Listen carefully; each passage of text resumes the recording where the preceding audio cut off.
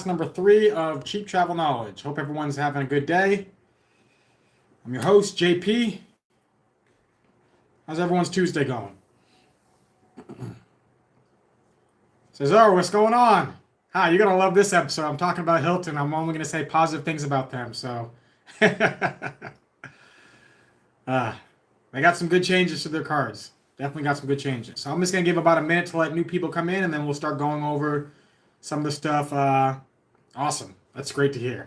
Listen, there's a lot of things going on in this world, so I think that most of us just need to be fortunate for, or let's say a lot of us need to be fortunate for what we got, because it could be a lot worse. And for me, being able to travel, being able to stay in nice luxury hotels, fly in business, fly in first, I just feel very fortunate about, my situation.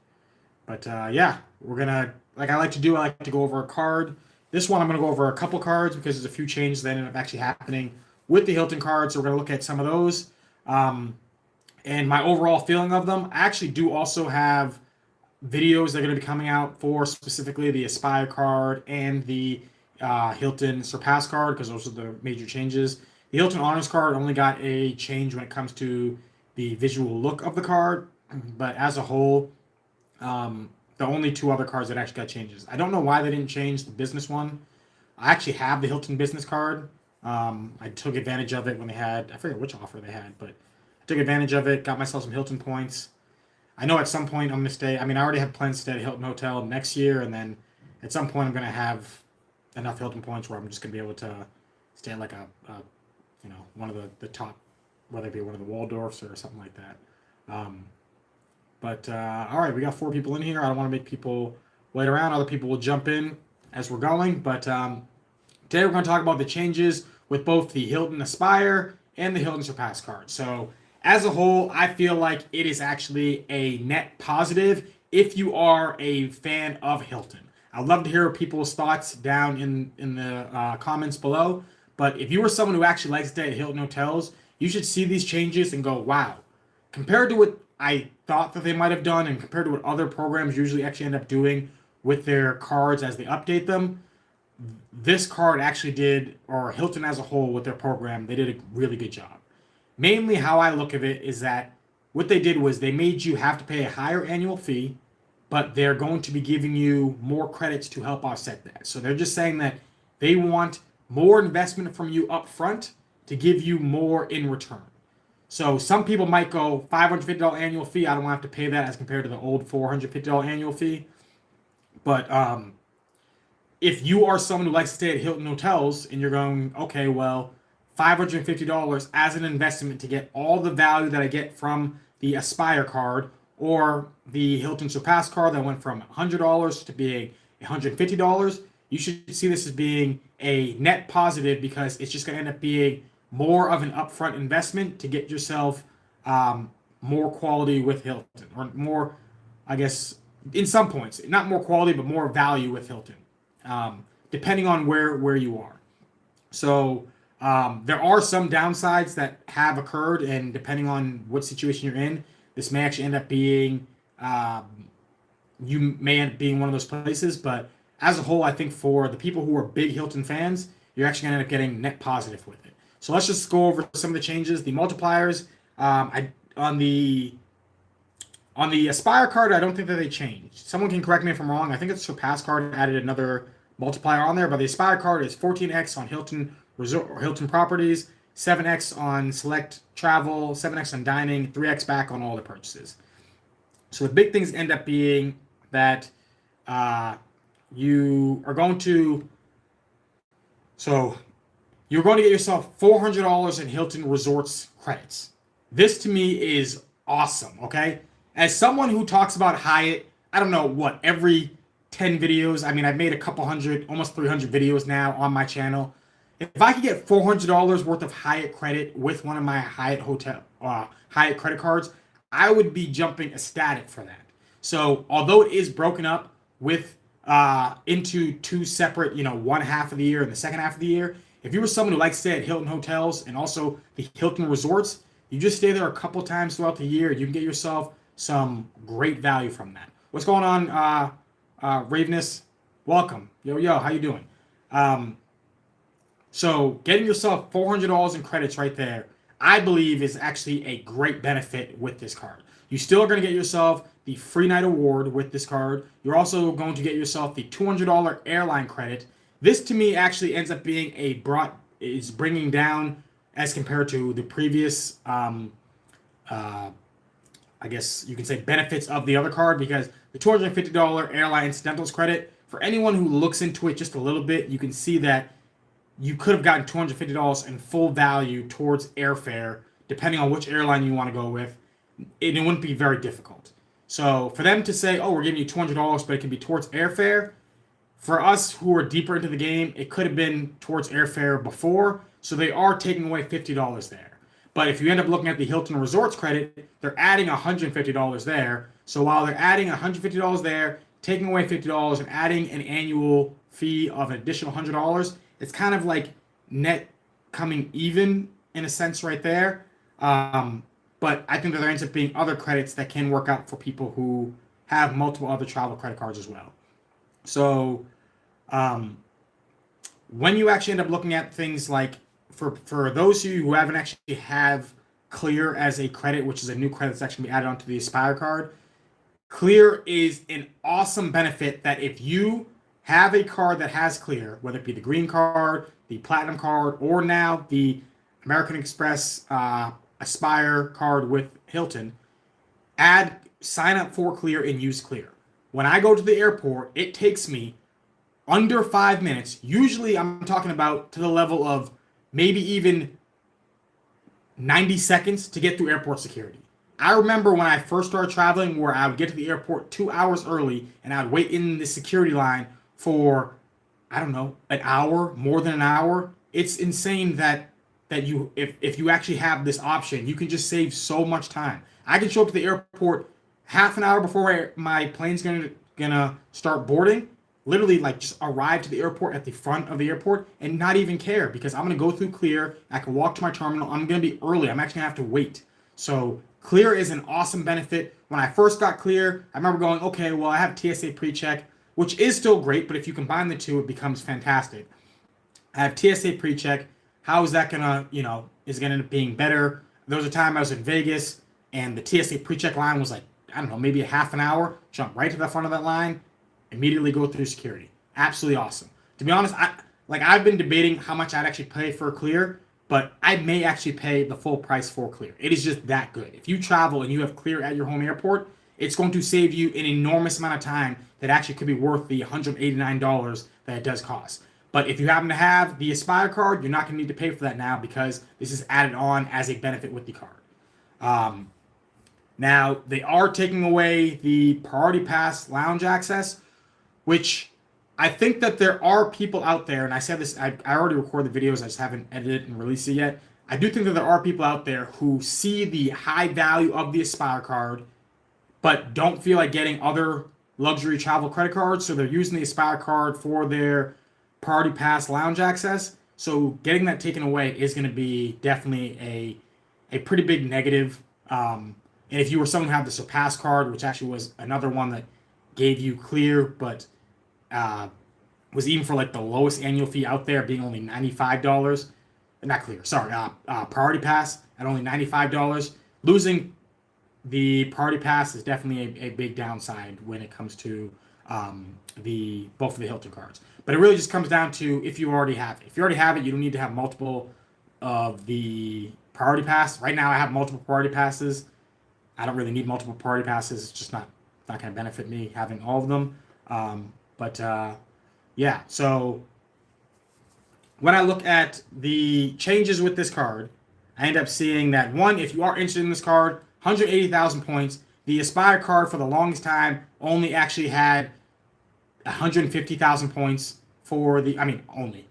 It had 150,000 points for the longest time, and even though there ended up being other elevated offers that were going on with the whether it be the Surpass card, the Honors card, or the Business card, the Hilton Aspire card rarely ever actually had an elevated offer. So now, at this time, going on until January 17th, there is actually going to be an elevated offer. So if you are interested in it, definitely this is going to be a great time to get it. I do have a referral link that I have connected with the Aspire card. I also actually have a referral link connected with my gold card and also my platinum card, that you could hopefully get the exact same offer. If you do decide to use it, it does help me out, and I'll be very thankful for your support. But I would love to know people's thoughts on actually the changes when it comes to the Hilton Aspire card. In my opinion, it's positive changes. You got to get yourself, you're looking at $400 when it comes to hotel credits. You get $200 when it comes to airline credits. You get $189 clear credit, and then the other credits are actually going to end up being the same. You still get to keep yourself diamond status with the card. You still also get to keep the free night award certificate. I think that compared to where Hilton could have went as compared to where many other programs went, this ends up being a very, very big positive. For some people, again, if you're losing Priority Pass, that's not good. But as a whole, I think this actually, I would be very happy with something like this as a change if I already happen to have the Aspire card. I'm just going to look at some of the comments. Let's see, the changes may benefit people who actually stay at Hilton's. Yes, exactly, Cesar. So the people who actually stay at Hilton hotels are gonna like these. If you happen to have had the Aspire card previously, and like you could have been someone who had the Aspire card and used it for the free night award certificate for like a big stay, and then also maybe used the points for just like I guess for continuing on with that big stay, just like one time throughout the year, and that can actually end up being like a net positive. But now they're going to make you break it up, because instead of getting yourself the $250 before it was with the resorts credit, now it's going to end up being $400. So you're going to have to break up that stay to only 2 times. If you're a Hilton fanboy, if you're a person who likes the Hilton program, 2 times is nothing. 2 times, like I'm going to stay at Hyatt hotels more than more than 1 time each, or at least 1 time each quarter. So having to stay only 1 time each half of the year is a no-brainer. It's going to be, it should be something that you're happy with being able to take advantage of. But if you were that person who was like, cool, I have the $250 resorts credit, I have the free night award certificate, I have the diamond status, I'm just going to use this card for 1 time throughout the year. Yes, they definitely just pulled it down for you right there, the card. So let's see. What's going on? Oh, I'm assuming this is my brother under his wife's account. How you doing, Danny? How you doing, Eric? Thank you so much for joining. Yeah, so as a whole, I think that, and then clear. Yeah, I mean, listen, as I said on the top of this video, you know, hopefully no one's going to screen this and then put it in. Cesar might do that next time he's on Anthony Ventures. That, listen, the Hilton cards, they are better than the Hyatt cards. The Hyatt cards, although I'm a fan of Hyatt, and I also like what I can get from the Hyatt card, it doesn't compare to what you can gain when it comes to points. It doesn't compare to what you can gain when it comes to free night awards. These things are just going to end up being much stronger with the Hilton program. So, in my opinion, if you were someone who likes Hilton, I'm not saying I would transfer my points from American Express over to Hilton, but getting the Hilton cards, hitting that spend with the Hilton cards, it's just going to end up making more sense with these cards as compared to something like with the Hyatt. The IHG card can actually end up being okay. Marriott cards are, the Ritz-Carlton card I like, but the Hilton cards, I think they just keep on stepping up the game. So now that we went over the Aspire card, we're now going to look at the Surpass card, which I also actually think ends up being just an improvement. Again, the Priority Pass, losing Priority Pass, and I used to recommend Priority Pass through the Surpass card to a number of different people in real life who are like, man, I want to get lounge access, but I don't feel like paying $500 for a card. Just get the Hilton Surpass card. You get gold status, and then you also get yourself lounge access for 10 nights throughout the year, or 10 days, 10 lounges. So that ended up being a very easy, I feel like, choice for a ton of people to get the card, because if you're going to stay at Hilton hotels, you get gold. Gold status is definitely worth more than $95, especially if you're going to be staying just a few times throughout the year, getting yourself the continental breakfast, possible upgrades, those type of things. But now they have another elevated offer, 170,000 points. I mean, even if you're looking at 0.5 cent per point, or even just a little bit over that, you're going to be getting yourself, what is that? Oh, close to $800 in value you're going to be getting with this. So this can end up being fantastic. You still get the free night. Oh, actually, I didn't even say that for the Hilton Aspire card. The Hilton Aspire card, you're still going to be getting yourself the you still get the free night award certificate, but you also have the ability to get yourself a free night award certificate after you spend $30,000 and $60,000. They used to only have $60,000, but they added in the $30,000. If I had the card, I wouldn't be spending that much on it. One, because I don't generate a ton of spend, and I would rather get transferable currencies. But if you were someone who actually does a decent amount of spend, it could possibly make sense to actually try to hit the 30,000. Maybe. I guess you do the math, but 15,000 for sure with the Surpass card can make a ton of sense because the value you can actually end up getting from that free night award certificate. But the free night award certificate you're going to end up getting with the Aspire card, if you just really like staying at Hilton hotels, you got to think about it. You got to look into your numbers. It's not something I would do, but I think that it could possibly make sense. So the Surpass card, I think honestly, in my opinion, even bigger improvement. You're going to be getting, okay, so the multipliers, I think that they added one. I got to remember which one was on there before that wasn't here. Oh, it's the online 4X on U.S. online retail purchases, which that's okay. But then everything else is actually going to be the same. So this card, you're going to get yourself 170,000 points. Again, this offer is going to only be till the 17th of January. Both of these offers are going to have 6 months for the spend. It's going to be $1,000 each month, $3,000 for the Hilton Surpass card, and that's going to end up being $6,000 for the Hilton Aspire card. But I think that the spend is going to be worth it for these elevated offers. You get yourself a $200 hotel credit. This can actually be used towards hotel purchases as well. So you get this each quarter. It ends up being $50. $50 each quarter. What am I saying? Am I saying this right? Yes. Sorry. And then I guess with I'm realizing I just forgot about the airline credit. The airline credit ends up being $50 each quarter as well. There is a $200 airline credit. I think I said earlier the airline credit went down. I'm jumping back to the Aspire card. My apologies. The airline credit did go down in $50, and then also it is broken up into being $50 each quarter. I think that it's very easy to get yourself a full $200 in credit there, just as it was easy to get yourself $250 previously, although it's just lower, but it might be easier for the masses because maybe not everyone knows how to do travel banks with United, knows how to do, you could just book with JetBlue under $100, it triggers it, and then you can end up just canceling the flight and getting it as a travel bank. I think the same thing with Southwest. There's many other tricks out there that people end up knowing about it. So it is taking it down a little bit there. But the Surpass card, you get $200 Hilton credit. This is going to end up being each quarter you actually end up getting this. And when you actually end up getting this, so you have a $150 annual fee. You get yourself $200 in credits. Plus you have the ability to get yourself a free night award certificate after $15,000 spend. And then also you get yourself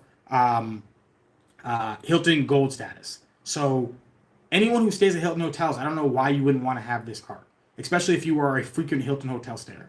Like, you're going to be able to earn a bunch of points with Hilton with this card, and then you're going to get yourself gold status. If you don't already happen to have the Amex Platinum card, it ends up being a great benefit. And then also you're going to get yourself $200 towards Hilton properties, which you're going to be getting a $150 annual fee. So you're going to get yourself $50 towards Hilton. So if you just stay pretty much what they're telling you is that if you stay at a Hilton hotel 4 times, if you stay at a Hilton hotel each quarter, you're going to get $50 for just given to you. I would love that. Like, these are benefits that I wish that Hyatt, as they talked about maybe doing a higher up card or different things like that, they would actually add to that card, because this ends up being awesome to have for a hotel credit card. So I'm just going to quickly look at some of the comments, see what other people's thinking. What's going on, Chad? Welcome. I agree. If you stay twice at Hilton, yes. It's a pass card now. It's gold status, $200. It's really good multipliers. It definitely is. Because, if you compare it to, I'm trying to think. You say the best out of all hotel cards. It's definitely better than Hyatt. But if you looked at, I think Marriott's doing okay with their higher end one. I have to look back into it. I don't look at Marriott enough. It's funny because the thing about it is I actually say to people is I say, obviously I release my videos and I talk a lot about Hyatt, but I say, in my opinion, I actually think that Marriott actually has the best hotels. I'm not talking about best program, but the actual best hotels when it comes to like Ritz-Carlton, St. Regis. These hotels are just phenomenal. I just think that they end up being the best hotels out there. I think that Hilton has the best cards out there. So if you want to get cards, Hilton's going to be the best cards you can get. And then when it comes to just points value in program is where I actually fall in love with Hyatt. So that's actually where I fall with Hyatt, because I wouldn't want to transfer any of my transferable currencies to Hilton or Marriott. But if you can earn those points and stay at those hotels, then you can stay at the best hotels and have the best credit cards with those two. But if you don't use those cards to rack up a ton of points with those programs, then getting yourself Chase Ultimate Reward points and then transferring over to Hyatt is going to be a way to get yourself good value with the transferable currency. When I say good value, I'm talking about just over 2 cents per point. We're not talking about crazy stuff you would get from airlines with a transferable currency. But there's also actually going to be executive status with national car rentals. So if you are someone who does rent cars when you are traveling, I'm someone who actually ends up using Lyft or Uber or taxis when I travel. I don't want to have to think about going to just worrying about the car and parking. I mean, I do spend a decent amount on the Uber rides, Lyft rides when I actually am traveling, and it probably ends up being like a net even as compared to what I'd pay on the car rentals. But I just don't have to worry about the car rentals. I don't have to worry about that. If I'm having to go to a place where I'm having a few beers or having a drink, whatever it is, I don't have to worry about the possibility of needing to leave the car there, taking it, coming back, any of those type of things when I'm traveling. So that's, for me, is why I don't usually do the car rentals, but it's going to end up being a great benefit if you are someone who wants to take advantage of that.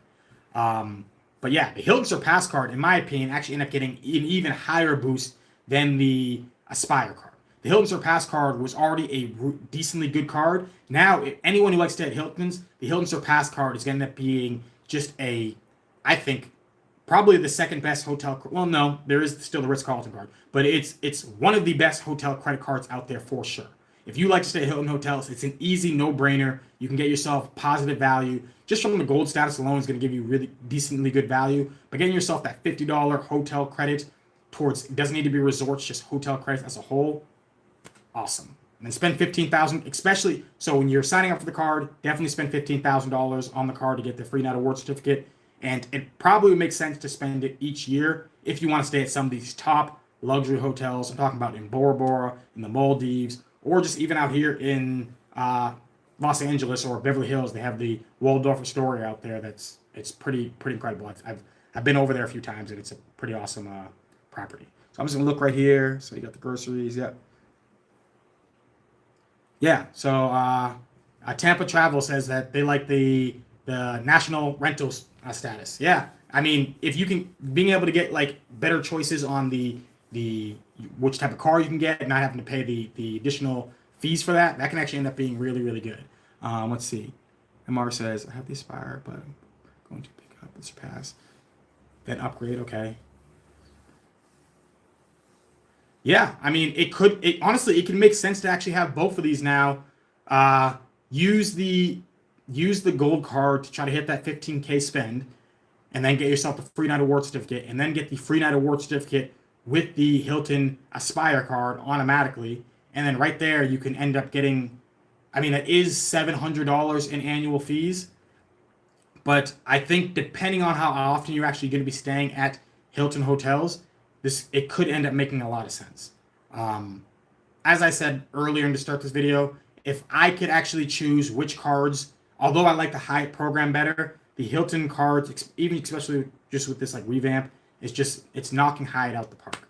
It's Hyatt's gonna have to either come out with a luxury card, or they're gonna have to do something with their regular Hyatt card. I mean, even just the sign-up bonus lately has been pretty crappy with the Hyatt card. They even took away referral offers with the Hyatt card as well, and they advertise it as being 60,000 points when in actuality it's really 30,000 points. Then you just get 2x additional points, so it's not even fully like being genuine when it comes to how they're advertising the card. But Hilton is just being full on honest with you, telling you what you're going to get with your card. And if you're someone who likes to stay at Hilton hotels, Hilton resorts a couple times a year, get yourself the Hilton Aspire card, easily going to get yourself positive value. And if you like to stay just at Hilton hotels throughout the year, and you don't need to stay at the most top tier luxury ones, Hilton Surpass cards end up being a great one there. So I think that we've talked a decent amount about the Hilton cards. If anyone has any questions, please drop it down. For those of you who haven't this is maybe your first time joining my live, I actually do have a Patreon that I have that you can sign up for. Now, if you sign up for the Patreon, the first 5 people that are going to sign up for the Patreon are going to get a free consultation with me. So I will be able to work with you when it comes to figuring out the points that you're actually going to need for your for a trip you're trying to book. And then also the first 5 people, I'm actually going to assist with a points booking. So if you were someone who is newer into this game and you were like, wow, I have maybe hundreds of thousands of membership reward points, Chase Ultimate Reward points, Venture Miles, or Built, or City Thank You points. If you happen to have a bunch of points with any of those programs and you want to take a cool trip but you just don't know exactly how to go about doing it, I will have the first 5 people who sign up for my Patreon are going to be able to get themselves an assisted booking that I actually have been doing for a number of people in person out here. But now I'm trying to get this thing online and trying to have a Patreon where we're going to be doing classes similar to like this, except for it's going to be on Zoom, so you can actually physically ask me questions. And then also, I'm going to be doing the assisted booking. So if you were someone who's like, wow, I want to go to, like I just had someone I was talking to this weekend trying to figure out how to go over to, I believe it was Switzerland.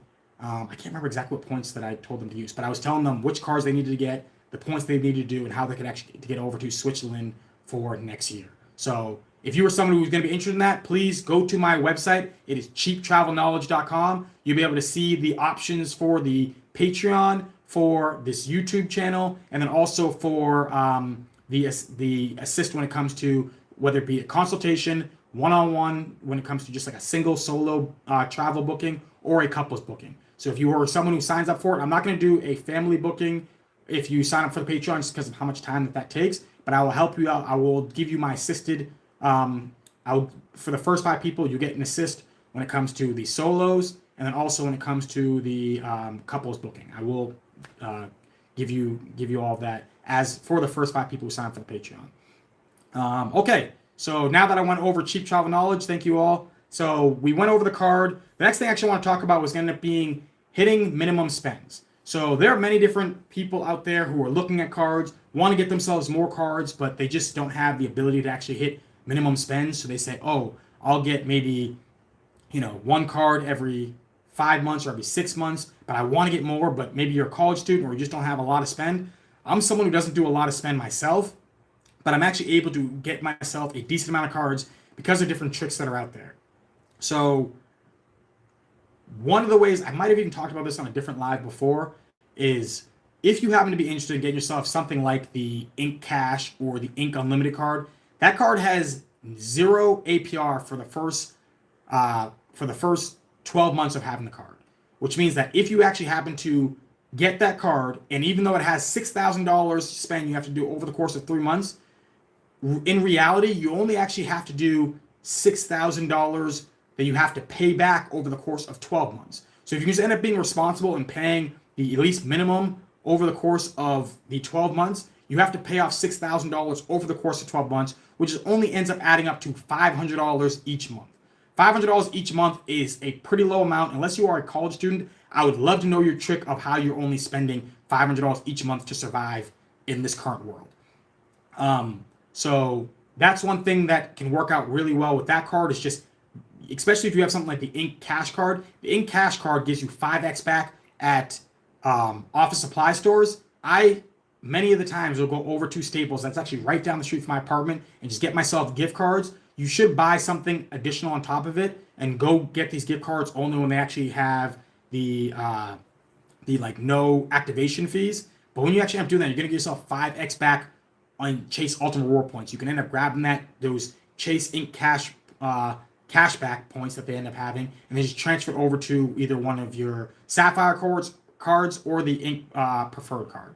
So I've been able to, with my Ink Cash cards, which I have a few of them, I've been able to rack up literally hundreds of thousands of Chase Ultimate Reward points just because of the sign-up bonus with the card, and then also taking advantage of getting the 5x back when it comes to the office supply stores. So you can literally go there and get yourself 8 cards at the office supply stores, and then you could actually, which end up equaling up to $1,600 of $200 gift cards. You buy yourself maybe like a soda or something like that on top of it, just so it doesn't ring out as being an even number, which could trigger something with Chase. And then you can use that if you need to buy other things. So If you want to do little by little, if you want to go to the grocery store, you can end up doing things like that. Or if you happen to have a big payment that you need to make, like I had I split open my eye earlier this year, and I had to pay for a medical bill. So I just was able to do that, get myself that 5x back, and then be able to do that with the Chase Ink Cash Card. So I highly recommend anyone who wants to get themselves a business card or wants to get themselves one of these cards that ends up having a higher amount of spend to get these cards, especially the Ink Cash cards and the Ink Unlimited, and then just have it be for future bills. It's gonna end up being great. Now, if you want to do other cards out there, there are many other tricks. Plastic is one that I've used and one that I still continue to use. Plastic is great because literally if you're paying rent, you can pay rent with a credit card. There is a little bit of a fee. It's like, I think it's almost 3%, but the return you're going to be getting from the card is going to be somewhere near 30%. So you're going to get yourself like a net gain of 17% just from using plastic. Now, one that actually I just recently used, and I've read about these for a while, I just never actually fully took advantage of them, but I was working on a couple different bonuses. I just finished up the Ink Preferred bonus, and now I just finished up my Venture X bonus that I just got the card like 3 weeks ago. That card has $4,000 spend in the first 3 months, and I'm already done with it. I'm already looking towards the next card I'm going to be getting. What actually I did with that one is I guess there's very few, but the Venture X card, you can actually end up using a bank account. You can sign up for a new bank account with US Bank, and then with US Bank, you can actually end up funding the first $3,000 with a credit card. And as of recording this video, it doesn't count as a cash advance. So grabbing $3,000, putting it into this, it has to be a US Bank business account. Now I actually have Doctor of Credit. I'm even gonna flip it over here so you guys can actually see like the same like link and everything that I use, because you don't want to just get yourself a regular US Bank, try to do this, and maybe somehow it doesn't work out the same way. How do I flip the camera here? Sorry. That everybody. So, sorry, it's a little bit messy behind. As you can see, there's the behind the scenes, but there's the US Bank right here, and you're going to be able to see that you can actually use this to fund your bank account up to $3,000. So even if you happen to be a college student who wants to get themselves something like the Capital One Venture X card, and you only spend let's say you only spend $500 each month. Let's say you only spend maybe $800 each month, and you're like, I can't mathematically make sense of actually trying to get myself the Venture X because it's going to cost $4,000 over the course of 6 months, over the course of 3 months. Now you can, because you can literally just get yourself $3,000 worth of spend right there. And even if you already happen to be like a decent sized spender, right there, I'm going to get myself 6,000 points from pretty much doing nothing. I just had to sign up for this account. I'm going to make that or already made the investment into this account, and then I actually am going to try to get the bonus that you end up getting from signing up for the bank. So I am going to leave it in there for a little bit, but you can just pull it out, and then you can cancel the account, pull it out, and you just got yourself $3,000 worth of spend right there. So that's another, like, I think last week I told people you can end up getting yourself 7,500 points using membership reward points using Rakuten. Right now, this week, I'm showing you how you can get yourself 6,000 points if you happen to have the Venture X card, because it's not going to count as a cash advance as of recording this video.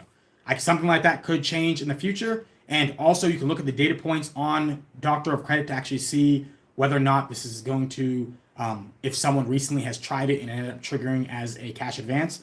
And unfortunately, with Capital One, you can't actually lower your cash advance amount. I tried it, and they said that it's not something I could actually end up doing. So if you happen to have another card where you just want to get yourself 3,000 points, so you happen to have one of the Chase cards, if depending on, like, I don't actually know how it will work with specific Chase card you're going to be trying with, but you can just call up Chase, have them lower your cash advance, and then if you actually end up lowering your cash advance to $100 and then you end up doing $3,000 into this thing, the transaction won't go through. So you actually don't have to worry about it being a cash advance of $3,000, because if you lower your cash advance amount, then you don't have to worry about the charge happening. The only way you would is someone like me with Capital One, but I just took the chance. Ended up being that there wasn't an issue. And I was reading data points that was saying people from just a few weeks before didn't have an issue, so it wasn't an issue for me as well. So that's something I want to tell people out there. If you're looking to try to do things for minimum spend, That's one of the things that I wanted to go over in this video is there's are some cards out there that can be harder to get the minimum spend, such as like the American Express Business Platinum card with 15K spent over the course of 3 months. And Amex is a little bit harder when it comes to trying to do manufacturer spend. But there are going to be different tricks out there that you can do to get yourself to hitting the minimum spend. So I did this, got myself $3,000 right there. Someone actually else that I know needed to make a $600 purchase. I asked them if I could do it with my card. I did it with my card. So now for only $400 more I need to do in spend, I'm going to get myself 90,000 Venture X miles. That's going to give me at least one business class flight over to Europe, but I'm hoping to at least get myself a couple because I know how to take advantage of like Turkish Airlines. So fantastic way to do minimum spend can end up being with this bank bonus. Just make sure you end up lowering your cash advance if you actually do want to try to take advantage of this. So I'm just going to read a little bit of what people are writing in. I am a little bit under the weather. I didn't say it in the top of this video. I probably should have. So I'm not going to go overly long with this video. But trying to fight through it, trying to pretend like I'm not feeling anything, but I was feeling a little sick at work today. So let's see. I have the Aspire. Oh, you already read that one. Hi. Yes, Cesar. I won't admit it on any of my other videos, but I'll do it on the lives. I'll be as honest. I'll be honest with you that I don't think it needs a big refresh. I'll say that. I don't think it needs a big refresh. I still disagree with you when it comes to the ability to be able to book anytime, because there are many, when it comes to airlines, the best airline programs that I want to book with are going to be ones that it's difficult to book with. And a lot of times the times you want to book is going to be blanked out. It's the exact same thing actually ends up going with Hyatt, because they're going to offer only a certain amount of the lowest fares. So when they actually end up offering the lowest fares, when those are all booked up, they're gone. You can't just still be able to book. So I know that can be annoying, but just know that their hotels end up being $600-700 a night that is only 15,000 points. Maybe normally it actually ends up being like a $300 hotel, and that's 15,000 points. But then say you happen to be going during Mardi Gras or some type of crazy time where you're going to New Orleans, then it just jumps up. So they can't sell all of these hotels at that same rate. Now, could they have it so that now they have dynamic pricing as well, and they also have like a minimum saver award availability? Also, they could do both of those, but I'm just happy that I know I'm only going to want to book during the saver times anyway. So for me, it doesn't matter if I have the ability to book. Like, you can look at Hilton hotels where you can book at the standard room, and then there's also other rooms you can book where it ends up being 500,000 points a night. I don't know anyone who's booking at that other than people who are just clueless and they end up just throwing away a ton of their points value because they didn't need to do that, because they're just booking at these astronomical numbers. Hyatt doesn't even give you that option, but they do have it to where there can only be a limited amount of rooms that can be booked with their points. Yeah, please. The Chosen One said, "Would I like add a like or a sub?" Yes.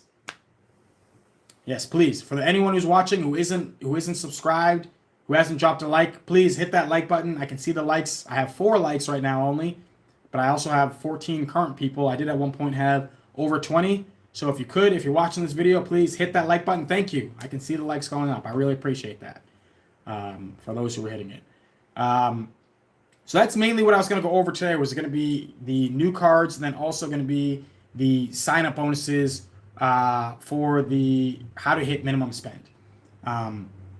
But if anyone actually does have any questions, whether it be about cheap travel knowledge as a whole for a company, whether it be the Patreon, how I'm going to do assisted bookings, anyone has any questions about points and miles, I actually am curious of the people who are watching, to what level would you say that your credit card knowledge is? Because I know that someone like Cesar, someone like Chad, they're going to be the top higher level when it comes to their knowledge in the credit card points and miles game. But if you could rank yourself from a scale from 1 to 10, please drop it in the comment section down below. I would love to know what you would rank yourself, 10 being the highest, saying that I am an expert, like, hey, JP, I'm going to teach you some stuff, or 1 being like, listen, I just got my first credit card. Like, where would you rank yourself? Please drop it down in the comments. I would love to see what people actually feel their knowledge of the points and miles game is.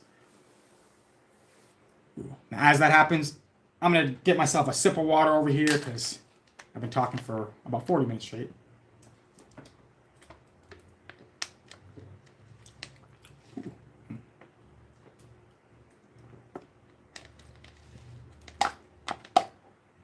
So we got 1-7 in there. Solid 7 rank. Okay, that's good. So we got a couple of 7s. Yeah, I mean, so 7 is actually really good. If you look into just like in my real life, there are very few people that I know that understand even the most basics of credit cards. Most people I know have a uh, they have credit cards, but they have a Delta credit card, they have a United credit card, or they have an American Airlines credit card or a Southwest credit card. They don't even understand how points work. They'll ask me how they can use their Southwest points to fly over to Korea. They'll ask questions like that where they don't understand like how much more valuable that points can end up being, and they don't understand why it isn't going to be best to rack up most of their value, most of their points with one of these specific like airlines.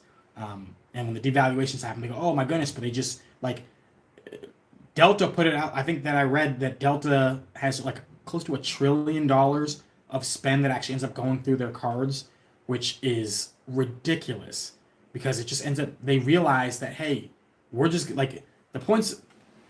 I don't know if I've ever talked about this on a live before or in what videos, but in the points and miles game, or in the points, sorry, in the airline industry, the airlines are making way more money off selling these points because what ends up happening is that if you have a Delta card, you can say, hey, instead of you getting yourself 2x back on all of your purchases like you would with a say a double cash card or something like that, now you're going to get yourself 2 Delta miles instead of 2x back. So they're just immediately selling those Delta miles for that cash back that you would have been getting.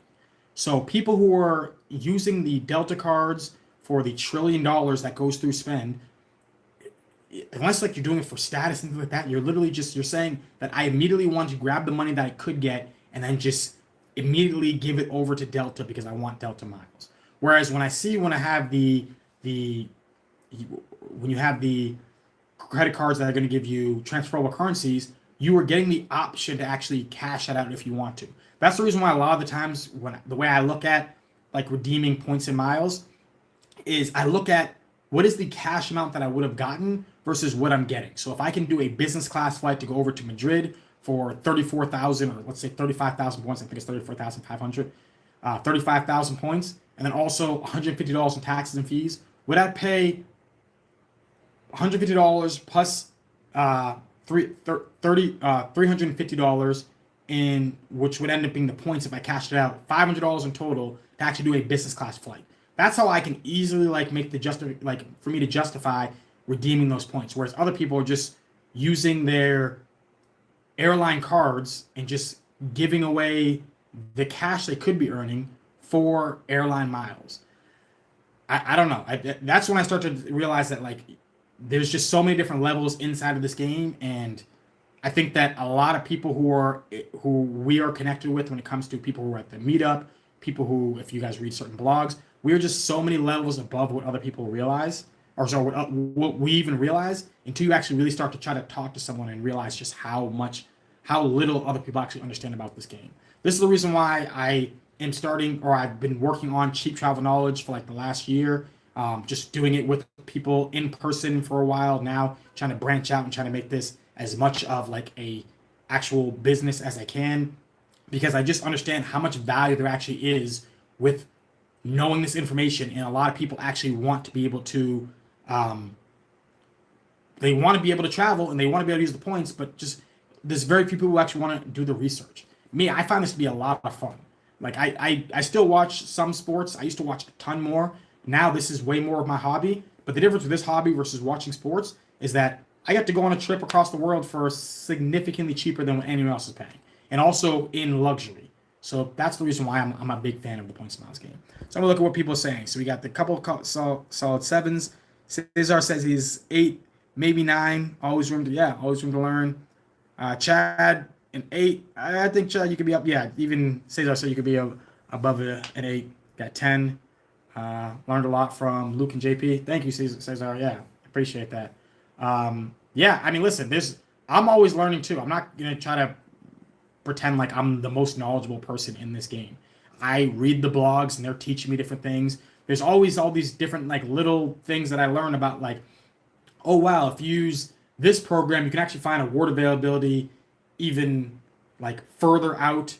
You can use this program, you can actually have more space. Like there's all these different little things in the points and miles game that I think that we're all trying to learn, and there's very few of us who are masters at everything. There's some of us who might be incredibly knowledgeable like in one specific thing. So like I might be someone who's pretty darn knowledgeable when it comes to like Hyatt, but then there's gonna be someone who's like go look at I think it's Ricky Zhang when it comes to Prince Travel when it comes to Aeroplan miles, knowing how to use Aeroplan to get yourself incredible value with that program. So we all have different levels that we're all going to be inside this game, but it's good for me to know that the people who are watching this right now currently are people who are higher up when it comes to just their knowledge in the game. Because I'm trying to figure out how many people are actually watching who are more beginners versus how many people who are watching who are more, I would say, like intermediate or advanced levels. So it seems like people who are actually currently watching are more at the advanced level versus just kind of like the medium level. But that's good. Even at the advanced level, people can learn. But I guess I'm trying to see who maybe would actually even want to join Cheap Travel Knowledge, want to see the Patreon. Because if you already at the more advanced, you probably know how to make the bookings. Like there are going to be programs out there to make the bookings, but I know how to like not make the bookings. They can help you also find availability, whether it be like Romy, Seats.Arrow, Max My Points for hotels, things like that, Seat Spy. But you also like for me, I still do a lot of the old fashioned because there's been times where I've looked at these things, you don't even see you don't see the availability that's there. So that's the reason why, like I think that it's good to learn these things because. I have an extremely advanced booking algorithm. Do you? Oh, that's pretty awesome. Did you create it yourself? I would love to know that. Is it something that you created, or is it something that? Because I feel like that's actually one of the things that people who like the people who are doing the points scalping to be able to sell the tickets, which is not something that I do. It's not something that I want to do with the service that I'm offering. But my feeling is like as people who may have seen some of the different programs right now are getting sued from like Air Canada and who else? I forget who else. I think it might just be Air Canada who's suing. But they're suing because they're saying these people they're scraping the different websites and doing this. They're able to figure out certain things when it comes to like the availability, and the people who are doing this, they're just buying up all the award seats. They understand when the award seats would end up re-releasing. If they end up canceling, so say it's something like American Airlines, if you end up booking the seat, you can end up booking the seat, you get free cancellation, and then if you actually end up canceling, you can have another person book it in the actual name, and then have that person who doesn't have any American Airlines miles pay you, say you're doing Japan Airlines first class, have them pay you $5,000 for a $10,000 seat. So that's something that some people try to do. This is the reason why if you ever look at something like A&A, that can end up being a pain in the butt when it comes to just transferring points, when it comes to if you actually want to book with like, I don't think you can even book with friends, that's just be like family and things like that, is because they're trying to stop the point scalpers who are doing it at like a really high level over in Asia. I don't know how much they're doing it over here, but if you're doing like just a couple of those in like a day or even like a week, you could be making, I'm talking about tens of thousands of dollars each month doing something like that. And then you could just learn how to like buy the points and then just there's so many different tricks you can actually end up doing with it. But what's going on, Wandering Doc? The topic was going to end up being what is your points in my, like, what do you think your level of knowledge is? So 1 being, I don't really know anything, I just got my first card. And then 10 being, listen, JP, I'm going to teach you some stuff. So that's the topic we're on. Let me look at some of the stuff. I have an algorithm, subcontract out.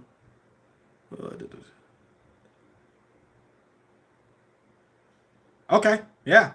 I mean, if you have something that allows you to pick up, there's going to be different ways of actually just being able to pick up award space. And if you can find one that's going to allow you to do it, I don't have those computer skills. I know someone who probably could assist me with something like that.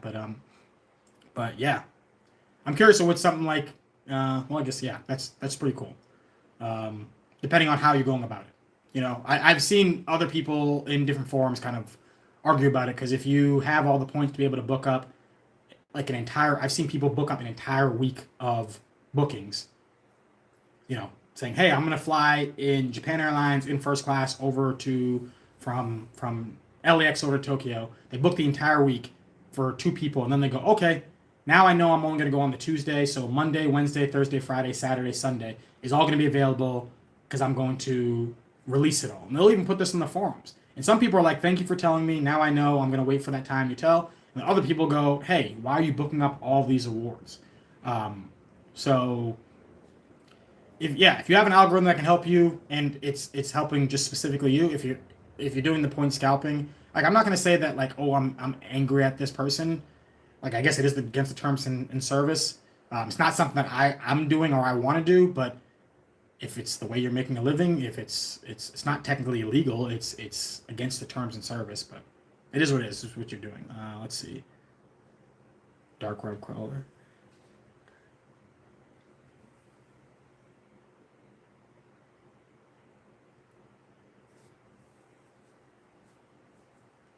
Oh, okay.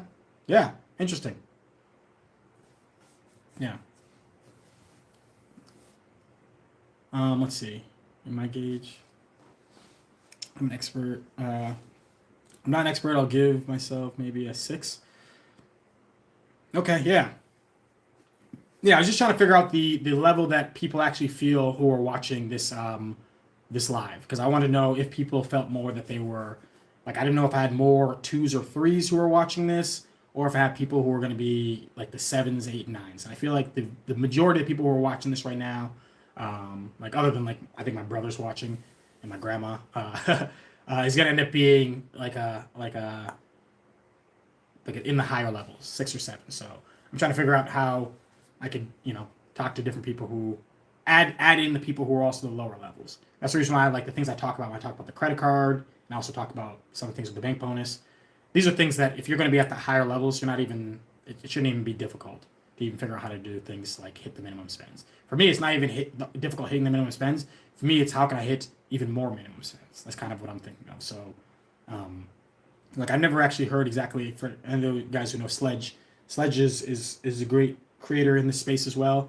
But I've never actually asked him like what is his tricks that he's doing to hit all the different minimum spends. Is it just natural spend or does he have certain other tricks? Because I've hit I don't know how many cards I've gotten this year, but it's quite a few. And I don't really like to brag about how many cards I get, not because I have any issue with anyone else doing it, but I feel like it can scare other people away. Like this one thing like Geo Breeze, if any of you guys ever watch her stuff, either on Instagram or on YouTube, she has a phenomenal channel. But she has this thing of you don't need 20 credit cards. And I think the reason why she does that is because when she tells everyone that she has 20, 30, 40, 50, whatever amount of credit cards she has, it can scare someone away because if they only have 1 to 2, then they end up looking at it going like, oh, wow, this is way more than I was thinking about. I don't want to get to that level. I just want to get a couple. So there can end up being something where you can help people who only want a couple of credit cards, maybe even just get himself a couple credit cards throughout the year. Or if they're a higher spender, maybe only even have a couple credit cards, but just use that spend in the right categories and then with the right cards. But yeah, for me, I'm like, okay, let me make sure I can actually hit all the different minimum spends. There are different manufacturer spend tricks that I've been going through, which I won't be releasing on this. But some of them have come and gone. That's just how it goes. But unfortunately, when it comes to manufacturer spending, if you start talking about it too much, then the things go away. So if I see you in person, I can talk to you about it. But online, that's stuff that I keep to myself. All right, so I'm just gonna look quickly again on here. So let's go credit card numbers. We book multiple flights in separate countries, and 9 out of 10 of payments stick. Countries don't talk as much as you think when it comes to cancellations. Yeah. So, I mean, that's if you can. I'm not sure if you're doing it just for scalping. If that's what you're doing and that's your business, that's you. I honestly don't. I think that there's still enough availability out there. It just comes down to how people, because even the people who are scalping, they end up re-releasing it. It just comes down to how often people are checking. But if that's your process, I know some people may say, I don't know, maybe they'll say negative things about it. Maybe some people have an issue with it, but I'm just all about learning. For me, I don't want to book that many flights. It's just not going to be able to be. It's not going to work out for my situation, and I'm not trying to either sell or do anything like that. But that's cool. That's pretty awesome. Thank you for sharing that. I'm happy to actually get that. But anyways, that's gonna end up being this week's class for cheap travel knowledge. I appreciate every single person who joined this week. Hopefully, I still did okay this week. I am feeling a little bit under the weather, but I just want to do that best I can to give you guys about an hour, which is what I was able to give you.